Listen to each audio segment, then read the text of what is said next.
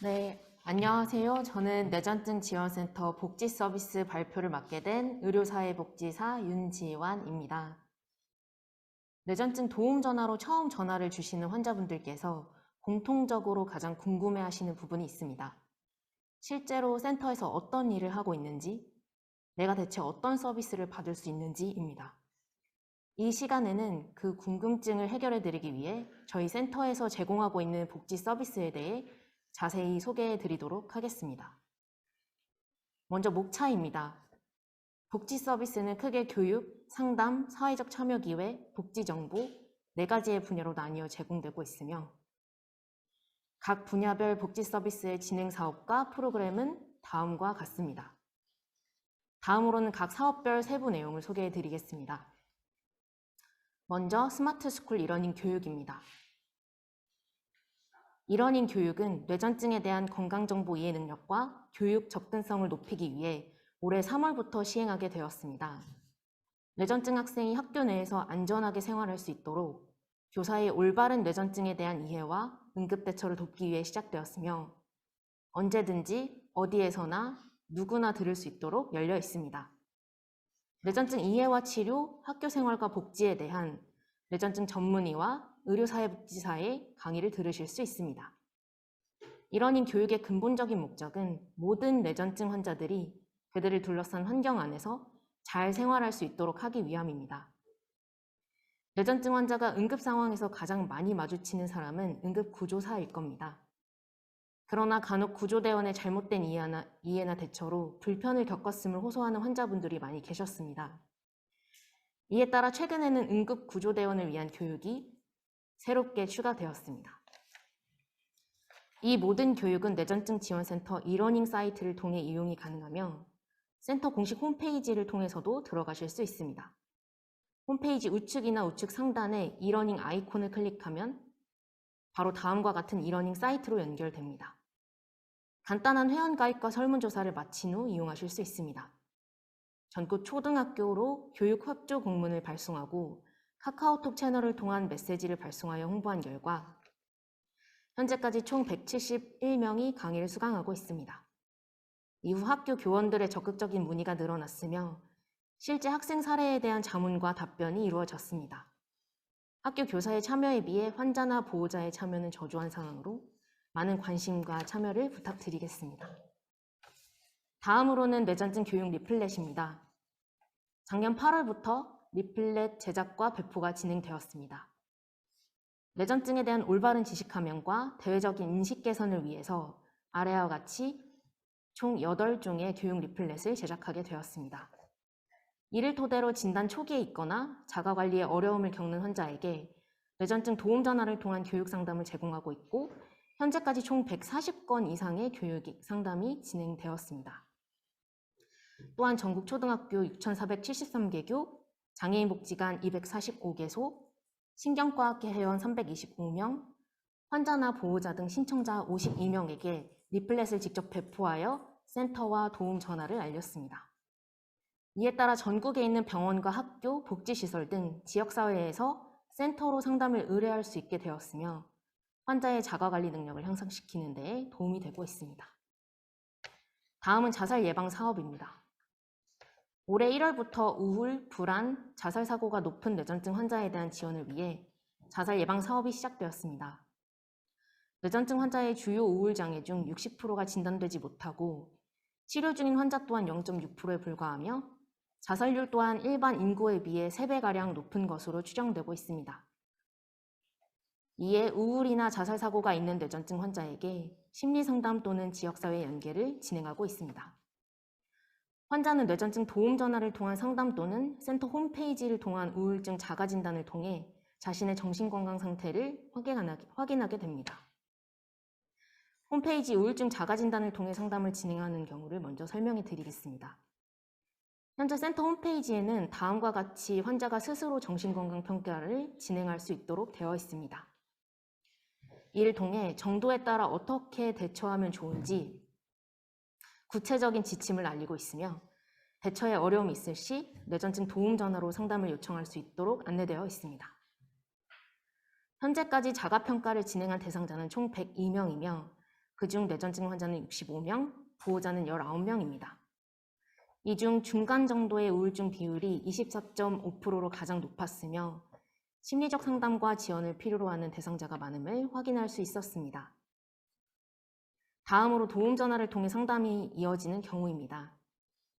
상담자가 심리적 어려움을 호소하는 환자에 대해 간단한 질문을 통해 정신건강 스크리닝을 진행합니다. 결과에 따라 우울증 선별도구인 PHQ-9과 자살경향 자가진단 검사 척도인 미니플러스를 시행하게 됩니다. 이후 우울이나 자살 사고가 경미한 경우에는 센터에서 4주간의 심리상담과 사후관리를 진행합니다. 중등도 이상일 경우에는 정신과 진료를 적극적으로 독려하고 환자의 거주지 관할 정신건강복지센터로 상담을 연계한 후 모니터링까지 진행하게 됩니다. 좀 더 알기 쉽게 실제 사례를 들어 설명해 드리겠습니다. 만 50세의 남성 뇌전증 환자분께서 카카오톡 채널을 통해 상담을 요청하였습니다. 의료 상담과 더불어 우울, 불안, 자살 사고, 가족 간 갈등을 호소함에 따라 자세한 문제 사정을 위해 전화 상담을 권유하였습니다. 상담 과정에서 PHQ-9 18점, 미니 플러스 19점으로 자살 고위험군으로 판단되었으며 환자의 동의를 구한 후 가까운 정신건강복지센터 자살예방 상담을 공문을 통해 의뢰하였습니다. 이후 정신건강복지센터와 환자를 통해 방문 상담을 진행함을 확인하였습니다. 향후 지속 상담 예정임을 모니터링한 후 환자에게 언제든지 뇌전증 도움전화 재상담이 가능함을 알리고 상담을 종결하였습니다. 이와 같이 자살 예방 및 심리 상담 프로토콜을 마련하여 구조화된 상담과 심리적 지지를 제공할 수 있게 되었으며 지역사회에서도 뇌전증 환자 사례가 있는 경우 역으로 저희 센터로 되의뢰가 가능케 되어 환자에 대한 다양한 지지 체계를 연결할 수 있게 되었습니다. 다음은 법적 자문입니다. 올해 1월부터 시작된 법적 자문 서비스는 뇌전증 환자의 일자리, 운전, 이혼 등 법적 문제 해결을 돕기 위해 시작되었습니다. 법률 전문가로부터 자문 의뢰를 구하여 정확한 법률 정보를 전달합니다. 먼저 다양한 창구를 통해 상담 의뢰가 오면 환자의 문제를 사정한 후 상담을 진행하게 됩니다. 이 과정에서 뇌전증과 관련된 법적 문제가 있을 시 상담자가 이에 대해 적절한 법률 의뢰인지를 판단한 후 위촉된 변호사에게 이메일을 통해 월 2회의 자문 의뢰를 진행합니다. 이후 의뢰된 답변을 환자에게 전달하며 재상담을 진행하게 됩니다. 월별로 의뢰된 자문 의뢰 내용은 현재까지 총 21건으로 주로 의료나 이혼, 일자리와 관련된 내용이 전체 중 57%로 가장 많았습니다. 가장 많은 의뢰가 있었던 대표적인 자문 사례 2가지를 함께 보시겠습니다. 먼저 이혼과 관련된 질의입니다. 결혼 전 뇌전증이 있다고 이야기를 했고 남편이 시댁에 말을 하지 말자고 했었어요. 현재는 남편이 이혼을 하자고 한 상태예요. 남편이 제가 뇌전증이 있다는 사실을 속이고 결혼했다고 시댁에 말했어요. 이혼 소송을 할 예정인데 소송 과정에서 승소를 할 방법이 있는지 궁금합니다. 이에 대해 변호사는 뇌전증이 있다는 사실을 숨겼을 경우와 다르게 뇌전증이 있다는 사정만으로는 이혼 사유가 되지 않으며 환자에 대한 정보의 한계로 인해 보다 정확한 내용은 직접 상담이 필요함을 알렸습니다. 다음으로 일자리와 관련된 질의입니다.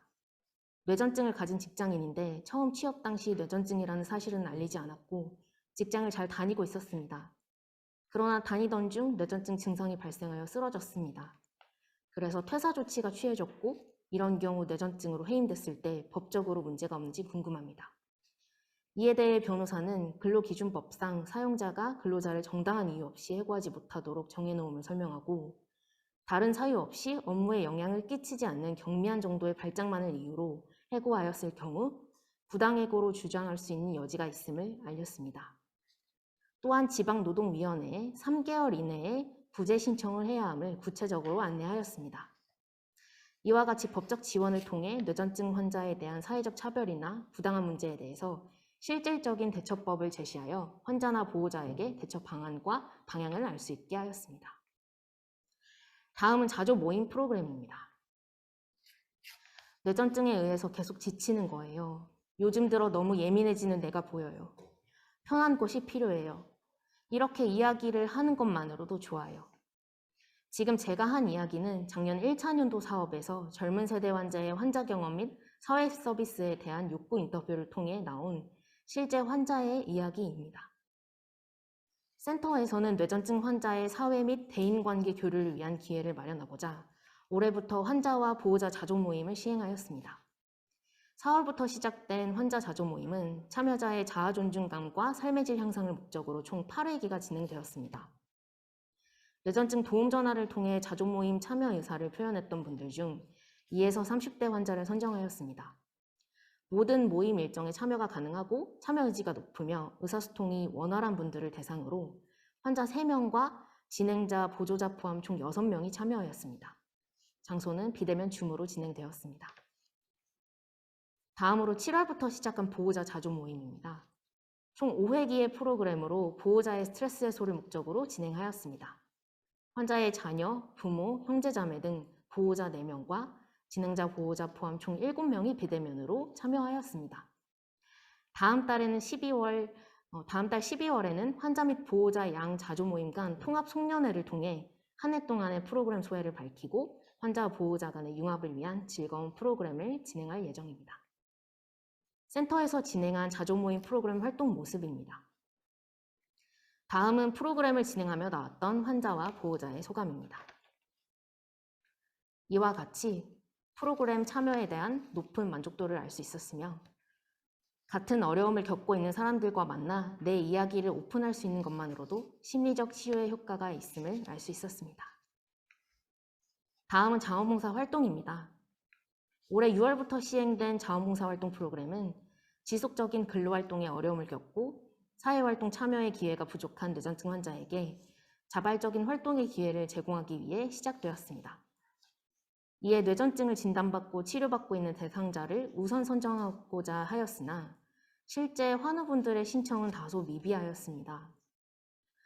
다음과 같이 VMS 자원봉사활동 사이트와 센터 홈페이지를 통해 모집을 진행하였으며 20명 이상의 지원자 중 사회복지를 전공한 2명의 학생 자원봉사자와 1명의 비대면 번역 봉사자가 활동 중입니다. 봉사자의 관심 분야나 재능에 따른 업무 보조가 이루어지고 있으며 봉사시간 실적이나 봉사활동 확인서를 제공받을 수 있습니다. 마지막으로 뇌전증 복지정보 제공입니다. 우선 센터에서는 아쉽게도 자체적인 자원으로 경제적 돌봄 지원을 진행하고 있지는 못하고 있습니다. 뇌전증 지원센터는 삼성서울병원에서 국가사업을 수탁받아 운영하는 비영리 기관입니다. 독립된 기관이 아니므로 국고 예산을 가지고 자체적으로 특정 질병에 대한 치료비 지원을 할 수 없기 때문입니다. 이에 뇌전증 지원법과 같은 환자에 대한 지원 근거 마련의 필요성이 무엇보다 중요하다고 볼 수 있습니다. 이에 센터에서는 대표적인 정부 지원 제도로 산정특례, 장애 등록, 노인 장기요양보험 제도 등을 안내드리고 있으며 필요시 정부 의료비 지원 사업도 함께 안내드리고 있습니다.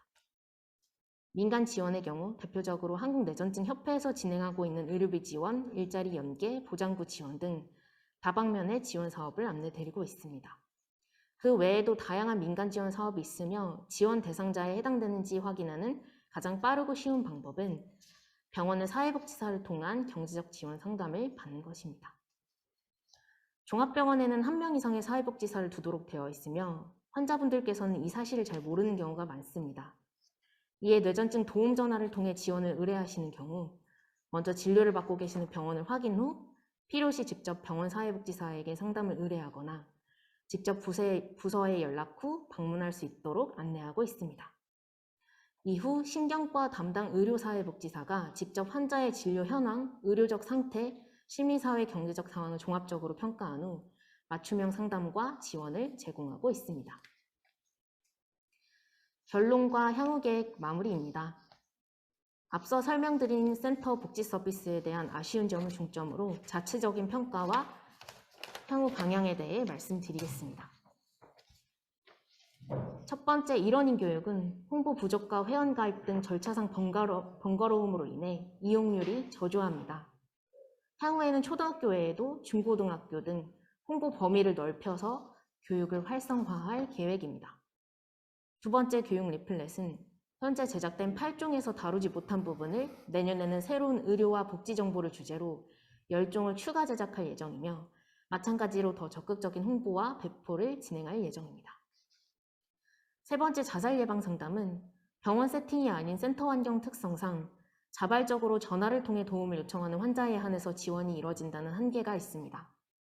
또한 자살 예방 전문기관이 아니므로 환자가 바로 정신과 진료를 볼 수 있도록 연계하거나 확인할 수 없어 고위험군 환자에 대한 발빠른 대처가 어렵다는 아쉬운 점이 있습니다.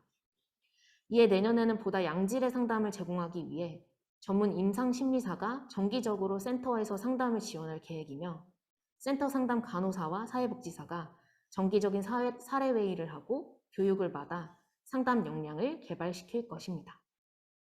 네 번째 법적 지원은 저조한 자문의뢰 건수로 인해 활성화되지 못한 아쉬운 점이 있습니다. 이에 서비스에 대한 홍보를 늘리고 이를 통한 사례 발굴을 지속적으로 진행할 예정입니다. 다섯 번째 자조모임 프로그램 진행 횟수나 참여 인원의 제한으로 인해 더 많은 환자와 보호자가 참여하지 못한 아쉬움이 있었습니다. 이에 내년 자조모임에서는 횟수와 수용 인원을 늘려서 운영할 예정입니다. 여섯 번째 자원봉사 활동은 환자의 참여율이 저조하였다는 아쉬운 점이 있습니다. 이에 향후 2차 자원봉사자 모집을 진행할 예정이며 카카오톡 채널과 홈페이지 등을 통해 공지할 예정입니다. 마지막으로 복지정보 제공입니다. 뇌전증 지원 자원 자체에 한계가 있으며 정보에 대한 접근성이 낮습니다. 이에 전국에 있는 복지 자원을 정리 중이며 뇌전증 복지정보 책자 제작을 통해 뇌전증 지원센터를 중심으로 제도, 의료, 돌봄 등 다양한 지원 서비스에 대한 보다 통합적이고 쉬운 서비스 접근이 이루어지도록 노력할 계획입니다. 이 모든 뇌전증 지원센터의 복지 서비스는 환자와 보호자의 실제적이고 다양한 욕구에 대한 조사를 바탕으로 개발될 것이고 지속적인 발전을 항상 도모할 것입니다. 이 과정에서 뇌전증 환자와 가족의 삶과 센터의 발전을 위한 좋은 의견이 있다면 언제든지 뇌전증 지원센터의 다양한 소통 창구를 통해 이야기를 전해주시기 바랍니다. 지금까지 뇌전증 복지 서비스에 대한 저의 발표를 들어주셔서 감사합니다.